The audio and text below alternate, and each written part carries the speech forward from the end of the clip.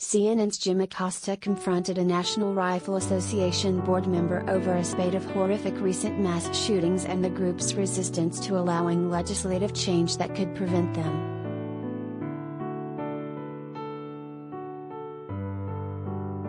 For years, your group has blocked new gun safety laws and pushed for the most relaxed rules on firearms, Acosta opened the interview with Kansas Republican Judge Phillip. Isn't some of this blood on the NRA's hands?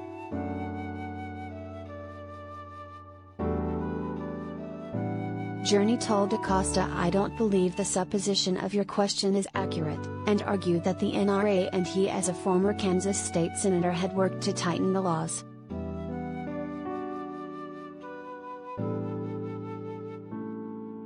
Acosta interrupted, advising that he was cutting him off because he was saying things that just aren't true.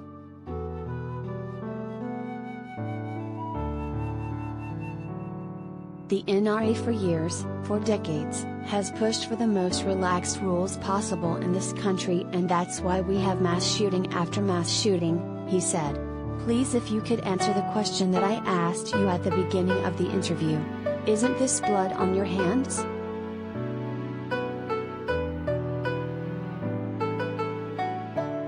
Journey replied, "I'm not the one that pulled the trigger, and neither are the members of the National Rifle Association."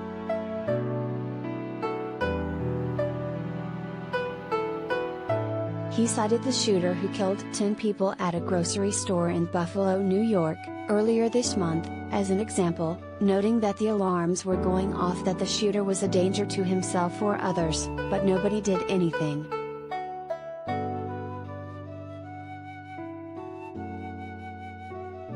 Acosta used those same facts to argue in favor of tighter laws.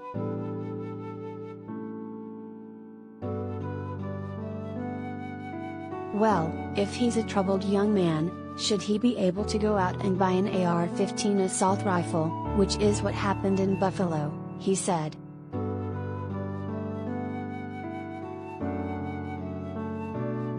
Acosta then pressed the NRA board member to explain why the organization decided not to cancel its annual convention in Houston, Texas, days after 19 children and 2 teachers were massacred by a gunman in Uvalde, just a few hours away.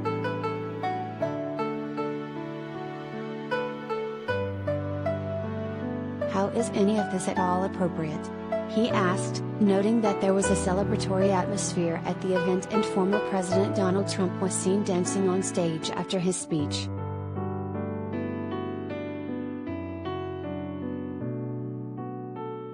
He was not. I was there. He was not dancing, Journey said of Trump.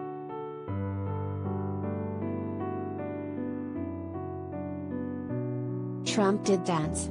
It was on video. It came at the end of a lengthy speech that included a tribute to the dead children in Uvalde, whose names Trump mispronounced.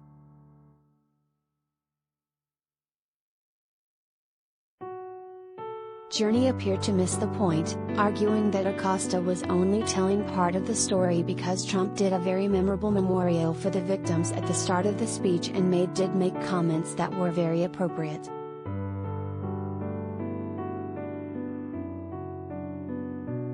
Even after the Uvalde shooting, the deadliest school shooting in Texas history, most elected Republicans have refused to blame guns and lax gun laws on the United States' astronomically high number of mass shootings compared to its peers.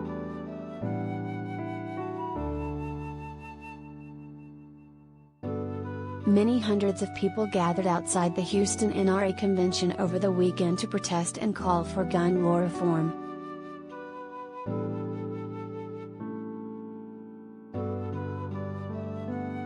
Watch the rest of the interview on CNN.